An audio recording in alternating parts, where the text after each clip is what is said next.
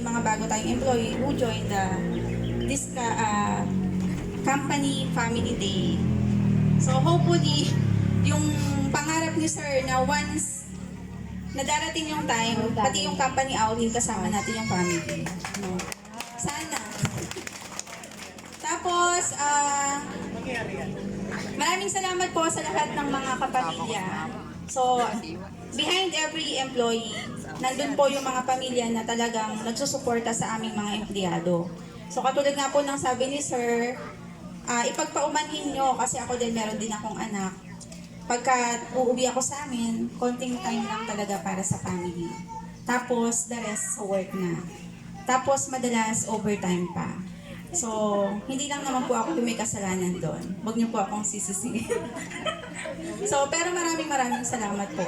Kasi iniintindi niyo yung inyong mga family member. Despite yung Saturday work, rest day work, overtime. So, yun. So, just relax and enjoy po yung ating program. Thank you very much. Thank you so much, Miss Reneline. Tama nga naman po ang pamilya ang ating inspirasyon kung bakit tayo nag-overtime. We are doing our best just for them. Di ba, Madam Ko, Miss Vance Garcia? Dahil nag-overtime ka at porsigido sa trabaho. And at this point in time, we're just going to enjoy. Katulad ng sinabi ko, kalimutan mo na ang mga kailangan gawin sa kumpanya. I-enjoy nyo lang po ang moment na to with the kids sa inyong mga anak. And at this point in time, huwag na natin patagalin pa, maglaro lang tayo, enjoy lang natin ang moment. At this point in time, let's have our first game. So kailangan ko ng 10 players, teens muna. 10 players. So sige, kailangan ko ng 10 teens. Ang laro natin, Bring Me to Jerusalem.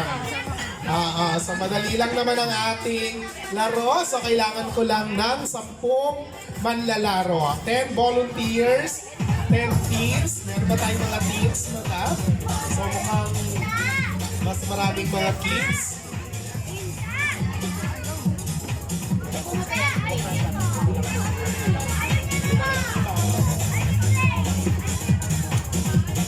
Alright, sige. Laro tayo muna ha. Don't worry. Hindi naman mahirap ang mga games natin.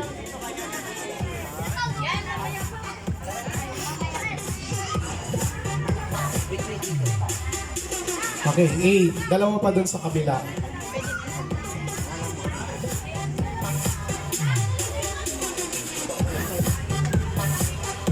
Alright, so let's have our first game. So kids, sa mga teens, nakikita naman ito ngayon sa online. Bring Me. So may Bring Me lang ako. Pero bigyan natin siya ng twist. Bring Me to Jerusalem. So ang mechanics, kailangan lang paunahan tayong makaupo dito. So that means, yung hindi man makakaupo, yung mahuhuli, siya yung pinaka-eliminated. Until such time na isa na lang ang ating manlalaro.